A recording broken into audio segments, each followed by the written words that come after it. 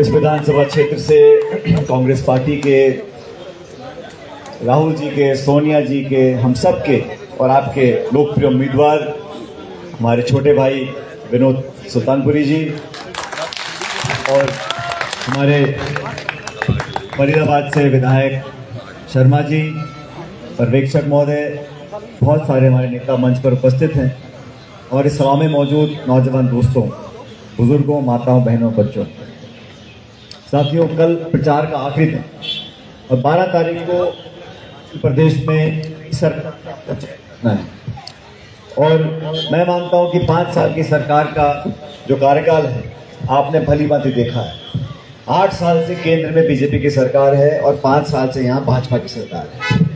पिछली बार हम चुनाव हारे थे और हम लोगों ने, कांग्रेस ने बड़ी विनम्रता से जनादेश को स्वीकार किया और आप लोगों ने जिस सरकार का गठन किया या उसको वोट दिया उसने स्वीकार किया। इन 5 सालों में कितने पेपर लीक हुए, कितने घोटाले हुए, अस्पताल, स्कूल, क्लिनिकों की क्या हालत है आप लोगों ने देखी। और ये बहाना भी आप नहीं दे सकते कि हमारे को केंद्र सरकार की मदद नहीं मिलती, क्योंकि आज भी प्रधानमंत्री यहाँ पर आए थे हिमाचल प्रदेश कांगड़ा में और दोनों प्रधानमंत्री और मुख्यमंत्री डबल इंजन रोज बोलते रहते हैं और यहाँ बोलते हैं कि सरकार स्टेबल रहनी चाहिए, 5 साल में काम नहीं हो पाता, इसलिए सरकार को रिपीट होना जरूरी है। अब राजस्थान जाएंगे तो बोलेंगे वहाँ सरकार रिपीट होनी नहीं चाहिए क्योंकि वहाँ कांग्रेस की सरकार है। तो ये लोग जगह और मौका देकर बात बदल लेते हैं। मैं तो आपसे कहना चाहता हूँ कि हमारी पार्टी ने इस बार जो जनता से संवाद किया और हम लोगों ने कुछ वादे पब्लिक से किए हैं। हमने कहा कि हमारी जो माताएं बहनें हैं उनको हर महीने 1500 रुपये का भत्ता मिलेगा और ये हम इसलिए देना चाहते हैं क्योंकि हमारी गृहिणी माताएं बहनें घर चलाती हैं, रसोई चलाती हैं, पूरे घर का देखभाल करती हैं। भाजपा की सोच है पैसा जेब में जाए लेकिन गिने चुने लोगों के पास जाए।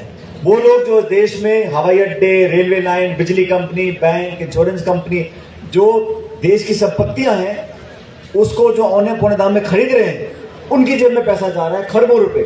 और देश में आज खाई बढ़ गई है। आपने भी देखा होगा अमीर गरीब में जो दूरियां हैं वो बहुत बढ़ गई हैं।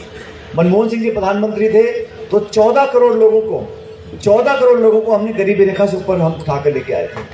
आज आप देखो जिन पे पैसा है उन पे इतना पैसा हो गया, लॉकडाउन हो गया, नोटबंदी हो गई, लेकिन जिन पे पैसा था उन पे इतनी दौलत हो गई कि वो उनके पास गिनने का टाइम नहीं है पैसे को। और जो गरीब थे उनको 2 जून की रोटी नसीब नहीं हो रही है। तो ये खाई जो पैदा हुई है ये बहुत चिंताजनक है। ये दूरियां, खाइयां बढ़ती रहेंगी तो देश के लिए अच्छा संकेत नहीं है। महंगाई का जिक्र मैं करूं आपसे बेहतर कौन जानता होगा इस बाजार में। आप पहले 10 साल पहले, 5 साल पहले 500 रुपये जेब में डाल के आप जाओ बाजार में तो खाने पीने की चीज जो है, फल फूल, साग, चाय पत्ती, तेल, पानी, जो भी लो ले सकते थे। आज पेट्रोल डीजल देसी घी से महंगा हो गया, 100 रुपये का लीटर हो गया पेट्रोल और डीजल। गैस का सिलेंडर 1100, 1150 रुपये का मिल रहा है। और कोई भाजपा का नेता, इतने आ रहे हिमाचल प्रदेश में, रक्षा मंत्री, गृह मंत्री, मुख्यमंत्री, प्रधानमंत्री, कोई ये नहीं बोल रहा कि हम महंगाई को कम करेंगे या महंगाई हो भी गई है, उसका कोई जिक्र नहीं है।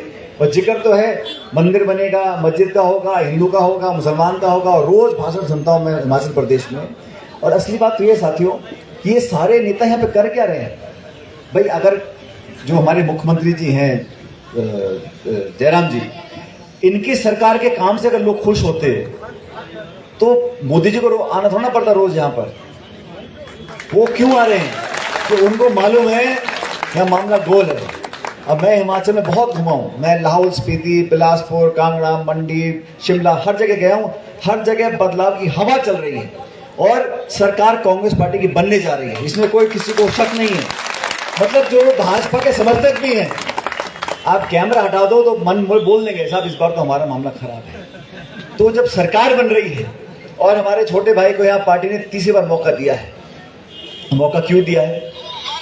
पहली बार तो ये हार गए 20-22 वोटों से, दूसरी बार हार गए 400 वोटों से। तो इस बार मैं आपके बीच यहाँ पर आया हूँ आपसे निवेदन करने के लिए कि राजनीति में, जीवन में हिसाब किताब बहुत जरूरी है। तो हिसाब किताब ये बोलता है कि 20-22 वोट तो पिछली बार की और 400 इस बार की, आप गुणा कर दो तो लगभग 8,500 वोट से आपको इसका जिताना है इसको। तो इतने कम अंतर से जब हारे इस कम उम्र में, और फिर भी लगातार संपर्क जनता से बनाए रखना, ये कभी हताश नहीं हुए, इन्होंने हार नहीं मानी। लोगों के बीच में जो जीत गया वो तो आपके बीच आ नहीं रहा, जो जीता नहीं है वो लगातार आपके बीच में संपर्क बनाए हुए हैं। इसलिए मेरा आपसे निवेदन है, अभी 2-3 दिन बचे हैं और हम लोगों ने मुझे जो फीडबैक मिल रहा है लोगों का, मैं रुझान देख रहा हूँ, जो लोगों से बात हो रही है, जो चर्चा हो रही है कि भारी बहुमत से सरकार यहाँ पर हिमाचल प्रदेश में कांग्रेस पार्टी की बनने जा रही है और पूरे देश के लोग देख रहे हैं। हिमाचल की बात नहीं, ये राज्य छोटा है लेकिन पूरे देश की जनता की निगाह इस पे लगी हुई है हिमाचल प्रदेश पे कि 8 दिसंबर को कितना बहुमत लेकर यहाँ से बीजेपी की विदाई करनी है। अब मैं 8 तारीख को जब मतपेटी खुलेगी और वोट बाहर आएंगी तो आप लोग जनता जनार्दन है, जिसका बटन आप दबा दोगे वो जीतेगा। वोट आपके पास है, लेकिन आपको तराजू में तोलना चाहिए कि जब कांग्रेस की सरकार केंद्र में थी, यहाँ नरेगा चलता होगा गांव में, काम का कानून, रोजगार का कानून नरेगा हमारी सरकार ने बनाया, खाद्य सुरक्षा कानून हमने बनाया, शिक्षा का कानून हमने बनाया। तो हम लोग तो जो आम जनता की मूलभूत सुविधा है उसके कानून बना रहे हैं। मोदी जी ने कानून क्या बनाया? 3 कृषि कानून बनाए। 1 साल तक देश भर के किसान दिल्ली बैठे रहे, सैकड़ों की मौत हो गई। भगवान तो जानता है कि उन्होंने कानून क्यों बनाया और क्यों वापस ले लिया। मतलब लोग ये नोटबंदी करते हैं, ये जीएसटी लगाते हैं। अभी रोटी चुपड़ी है तो जीएसटी लगेगा और सूखे तो नहीं लगेगा। दाल पे, पकौड़े पे, फेफड़े, हर चीज जीएसटी के 7 दर बना रखी है। हम लोग जब जीएसटी लेकर आने वाले थे कांग्रेस की सरकार में तो बड़ा विरोध करते थे। पूरी बीजेपी बोलती थी अरे जीएसटी आएगा तो ये हो जाएगा वो हो जाएगा। हमने बड़ा सरल, आसान और एक स्लैब पर जीएसटी रखा था पूरे देश के लिए। जब ये आ गए तो उन्होंने एफडीआई भी लेकर आए। जब ये विपक्ष में थे बोलते थे हमें एफडीआई नहीं चाहिए, वो इनका है एक संगठन स्वदेशी जागरण मंच, रोज ढोल पीसता था निवेश नहीं होगा, निवेश नहीं होगा। अब ये डिफेंस में एफडीआई लेकर आ गए, इंश्योरेंस में लेकर आ गए, इन्होंने सब कुछ भेज दिया। हवाई अड्डा, रेलवे लाइन, बीमा कंपनी, बैंक, LIC, जो हाथ लगा सब पीछे जा रहे हैं, वो भी गिने चुने लोगों को। और गरीब आदमी को बोल रहे हैं कुछ तू भजन कर, पूजा कर, तिलक लगा, घूमता रहे यहाँ पर। अरे भाई पेट थोड़ा भरता है इससे। कितने रोजगार दिए? मैं तो मुख्यमंत्री से पूछना चाहता हूँ कि 5 साल के आपकी रिपोर्ट कार्ड लेकर आओ और यहाँ इस क्षेत्र में आके खड़े हो बताओ कि मैंने 5 साल में इतने उद्योग लगाए हैं, इतने बच्चों को नौकरी दी है। अब पिछले 1 महीने से रोज पत्थर लगा रहे हैं, रोज नारियल फोड़ रहे हैं, फीता काट रहे हैं, हम ये कर देंगे, हम स्कूल का। अब संकल्प पत्र लेकर आए कि अगले 5 साल में हम ये करेंगे। भाई आपने पिछले 5 साल में क्या किया? इसलिए 12 तारीख को आप सबको मतदान करना है और ये तीसरी बार आपके बीच चुनाव लड़ रहे हैं। मैंने पहले कहा ना आपको कि इस बार हमें कमी करनी है पूरी सूद समेत, इसलिए 8,500 वोट कम से कम 8,500 में जीतेंगे विनोद जी, तो हमें लगेगा कि आपने हमारी बात को माना है। इसलिए हाथ का निशान है, इस हाथ के निशान पर वोट दबाकर विनोद सुल्तानपुरी जी को जिताकर भेजो। ये शिमला जाएंगे, आपके विधायक बनेंगे और आपके अपने बेटे भतीजे पोते बनकर एक काम करेंगे। मैं आपको विश्वास दिलाता हूँ, इनके पीछे पूरी पार्टी खड़ी है, हम लोग भी खड़े हैं और इस क्षेत्र के विकास के लिए जो समर्थन सहायता चाहिए होगी हम सब मिलकर करेंगे। हमारे जो संगवासी विधायक हैं, आप लोग कम जानते हो पंडित जी को, कहाँ के हो रहे?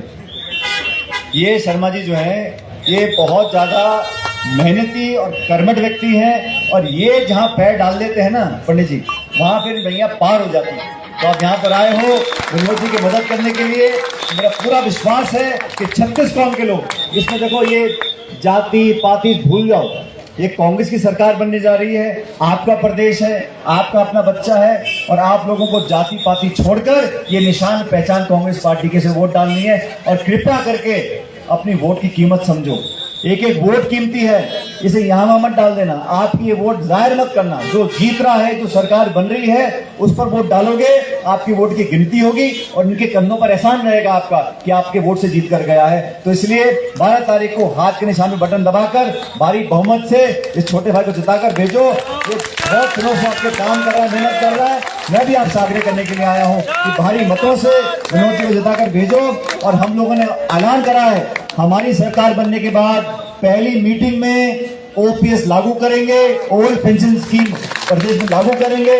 हमने छत्तीसगढ़ में करी है, जहां जहां कांग्रेस सरकार बनाएगी वहां पे काम को हम करेंगे। भाजपा के पास कोई जवाब नहीं है, ना तो बेचारे हाँ बोल सकते और ना बोल सकते। हाँ बोलेंगे तो गुजरात में मांग होगी, यूपी में मांग होगी, देश में मांग होगी। ना बोलेंगे तो हिमाचल लोग कपड़े फाड़ेंगे, तो फंस गए। अब कहते हैं हमें कमेटी बना के देखेंगे। अरे भाई, आपको जब करना होता है तो आप कमेटी बनाते नहीं हो, आप मनमानी करते हो, ठोक के निर्णय लेते हो। अब किसने रोका है आपको? तो कांग्रेस का कमिटमेंट है, हम लोग ओपीएस लागू करेंगे इस प्रदेश के अंदर। लेकिन आपसे मेरा विनम्र आग्रह पुनः अंतिम बार कि 12 तारीख को भारी बहुमत से विनोद जी को लाकर भेजो और उनको एमएलए बनाओ। भगवान आपको हमेशा खुश रखे और परमपिता परमेश्वर से प्रार्थना करता हूँ आपके चेहरे पर हमेशा मुस्कुराहट बनी रहे। आपका आपस का प्रेम, मोहब्बत, भाईचारा, अपनापन जो है सबसे बड़ी हमारी ये एक बहुत कीमती चीज है, जिसको हम ऊपर वाला हमेशा बरकरार रखे। बहुत बहुत